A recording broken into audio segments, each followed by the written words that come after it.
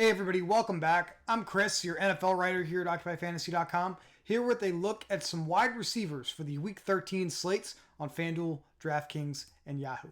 As you likely know by now, we're dropping these position preview videos every single week throughout the rest of the regular season and postseason, so please make sure that you are subscribed to the channel. You can get notified when we have some new content for you. We'd appreciate it if you like the video. And also, if you have any questions about wide receivers on this slate, feel free to leave them in the comment section below, or you could consider joining our Discord, where you can have conversations with Occupy staff and members about every single NFL DFS slate throughout the rest of the entire season. Talked about it, quarterbacks and running backs, 11-game slate, 7 games in the 1 p.m. window, 4 in the 4 p.m. window. Obviously going to start with one of the best wide receivers on the slate, the most expensive player at wide receiver on this slate, $9,000 on both FanDuel and DraftKings. It's Cooper Kupp playing against the Jacksonville Jaguars. He's got a 36% share of the targets from Matthew Stafford of the last 3 weeks of play for Los Angeles, 25% share of the air yards. The Rams have the highest implied team total on this slate, playing the worst pass defense on this slate. It's really that simple with Cooper Kupp. It's obviously a great matchup. It's just a question of whether or not we can afford to get up to him in our lineups this week.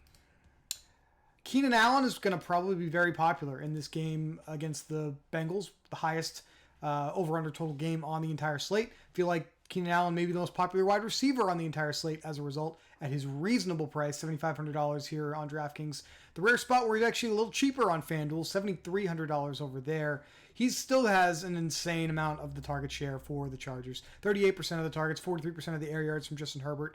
Seeing far more opportunities at wide receiver than really anyone else for Los Angeles right now. So Keenan Allen is going to be the wide receiver that people default to use if they want exposure to this passing game and they're not playing the quarterback or something like that. So definitely feel like Keenan Allen is once again a strong play. Have some underperforming wide receivers to talk about. I bet you can guess who one of them is after Monday Night Football. Hint, hint. Before we get there, a couple of spots that I'm super interested in that are a little bit in the mid-range of the salary table this week.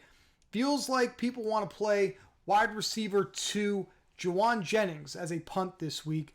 I want to find my way to Brandon Aiyuk instead if I can. Aiyuk has been playing basically every snap for them in the last few weeks of play, has been running more routes at wide receiver than even Deebo Samuel, with Deebo active because Deebo's been doing some work out of the backfield, obviously, for Kyle Shanahan in this offense. That's likely not available here in Week 13. We're expecting Deebo to be ruled out, which means Brandon Aiyuk will definitely still safely be the number one wide receiver in this matchup against the Seattle Seahawks for the San Francisco 49ers. I'd like to find my way to someone who's definitely a top 2 option in the passing game, because we have to remember George Kittle also involved at tight end for them in the passing game. Over the last 3 weeks of play, Brandon Aiyuk has 35% of the targets, 37% of the air yards from Jimmy Garoppolo, and that includes Deebo Samuel being in the lineup. So it's not like Aiyuk hasn't been a good play up to this point already. It just feels like his role is going to be even better now without Deebo out there. Can say the same about obviously Juwan Jennings, and I really understand why people want to get Juwan Jennings into their lineups this week. It's just a salary play to maybe allow them to pay up for all the other spots in their lineups, but I really think Aiyuk is going to be a strong play this week here as well. Somebody else that I like in this salary, mid-tier salary range this week that I think people are not going to be playing nearly as heavily as maybe they should is New York Jets rookie wide receiver Elijah Moore. Elijah Moore has led the Jets in routes run over the last couple of weeks of play. Last week, really shined without Corey Davis available to them in that department. You can see here he has 25 targets for the last 3 weeks of play. We're going to have a situation where he's a top 2 wide receiver once again for Zach Wilson in this offense. 29% of the targets from Jets quarterbacks for the last 3 weeks of play, 31% of the air yards. No Corey Davis again here in Week 13 makes Elijah Moore what I think is a very attractive, somewhat unpopular play flying under the radar here. Underperforming wide receivers. We talk about these guys every single week. They are the best tournament options, we think, to include in some of your lineups. These are guys that are seeing a ton of targets, a ton of air yards, and are not necessarily capitalizing on those opportunities as much as they should in recent weeks. Who else would be number one? It is DK Metcalf with the Seattle Seahawks.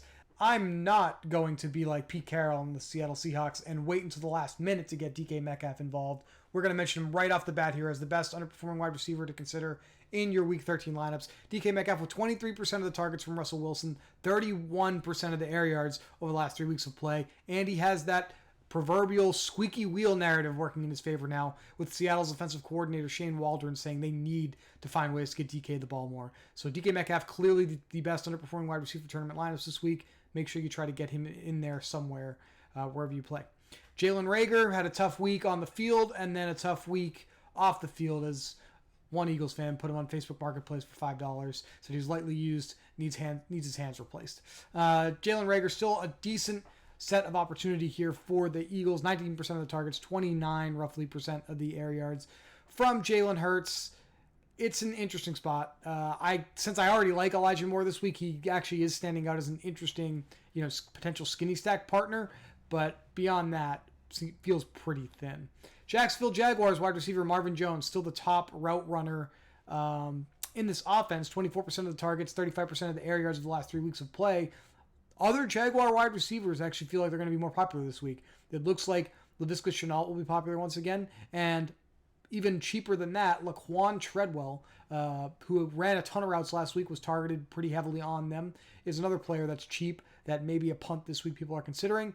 So if people are going to play Laviska or Treadwell in a spot where Marvin Jones maybe goes a little lower owned, and we know that Marvin Jones has been getting the opportunities, but not scoring as many fantasy points as maybe he should have over the last few weeks, then maybe Marvin Jones is exactly the place we need to consider going in some of our lineups here in Week 13. Chase Claypool with the Pittsburgh Steelers, moderately priced, $6,000 on DraftKings, $6,500 on FanDuel. Has about 15% of the targets from Ben Roethlisberger, 30% of the air yards over the last 3 weeks of play. So we certainly like that against the Ravens here for Claypool. Zay Jones for the Las Vegas Raiders, also a strong punt in the Raiders offense, who will be having cheap tight end Foster Moreau playing the tight end one role without Darren Waller available. Zay Jones just $3,200 here on DraftKings, $5,000 over on FanDuel, and Zay Jones has a 18% share of the targets, 27% share of the air yards from Derek Carr in recent weeks, facing a Washington football team defense allowing the 4th most fantasy points per game to opposing wide receivers on the entire season. A really good spot for Zay Jones this week. Michael Pittman is still clearly the number one wide receiver for the Indianapolis Colts. 27% of the targets from Carson Wentz, 34% of the air yards in recent weeks. The only issue here is this may be a run funnel defense. This may be a great week for Jonathan Taylor. That's why Jonathan Taylor projects as the most popular running back on the board as a massive favorite against the Houston Texans. That may be negatively correlated with some Michael Pittman production. But in tournaments, if you want to bet against Jonathan Taylor, Michael Pittman may be a great play in your lineups because he would be the one that would probably have the best results if Taylor isn't having the monster game everyone expects. Kyle Pitts, the lone tight end to make it onto our underperforming wide receiver list this week.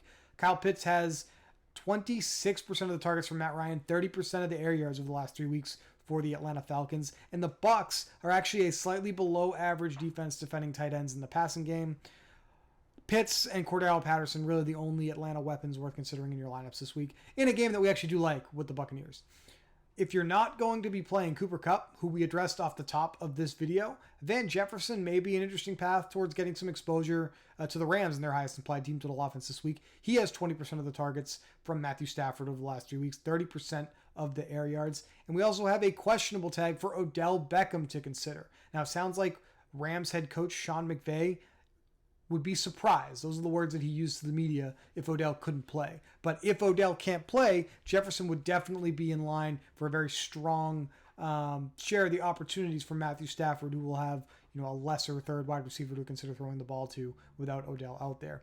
As it stands, Van is actually already running slightly more routes than Kupp in this offense, so may actually be a little safer at a much, much cheaper price tag, $5,300 on DraftKings, $5,800 over on FanDuel. Those are underperforming wide receivers this week. Really think it's an interesting list to work with. A couple of other guys I did not mention yet I think are worth considering. Justin Jefferson with the Minnesota Vikings. Clearly the wide receiver one here still for the Vikings, and they're facing a pretty bad Lions team in a pretty important game for the Vikings to stay in the playoff hunt. So Justin Jefferson, I think he comes in as about 10% is how we have it right now in our model on DraftKings, like a little lower than that on FanDuel. I think it's like 8 or 9%. So a modestly popular play that has a real good chance of being a top 5 wide receiver on this slate. Hard to sneeze at that. Jalen Waddle with the Miami Dolphins seems like he'll be a popular play against pretty poor New York Giants defense. The Giants running an offense out there that's going to be led by Mike Glennon this week. I don't know if there's going to be much need for the Dolphins to use the passing game too often. So Waddle, while popular, may be a little more risky in my view. Deontay Johnson, probably one of the better low-risk wide receivers week in and week out. He has 40 targets over the last 3 weeks. Like a lock for double-digit targets. Probably the safest one on the entire slate for double-digit target projection here against the Ravens. If the Ravens are going to be out in front and Pittsburgh is going to be chasing points, then Deontay is going to be the one that Ben Roethlisberger tries to flow the offense through. So he'll be a strong play here as well. Those are the wide receivers that we're looking at here for Week 13. Keep an eye out for the Daily Plug, which will be posted at DraftKingsFantasy.com by 8 p.m. on Friday. We'll go over our favorite expensive and value wide receivers for you to consider. And obviously we'll have some takes in there on quarterback, running back, and tight end as well. Not only that, we will take all these players and we will tell you how to use them appropriately in the type of contest that you're playing. Whether that's low-risk contests or high-risk contests, there are strategies that you should be using depending on the type of contest that you're playing. We do that all for you in the Daily Plug at DraftKingsFantasy.com. You certainly don't want to miss that most important part of the article that there is. Once again, please make sure you're subscribed to the channel below. Like the video if you enjoyed this content. We'd appreciate that. And if you have any questions about wide receivers, leave a comment below or consider joining our Discord. We'd love to see you in there. For Occupy, once again, I am Chris. Thank you for watching, and we will talk to you soon.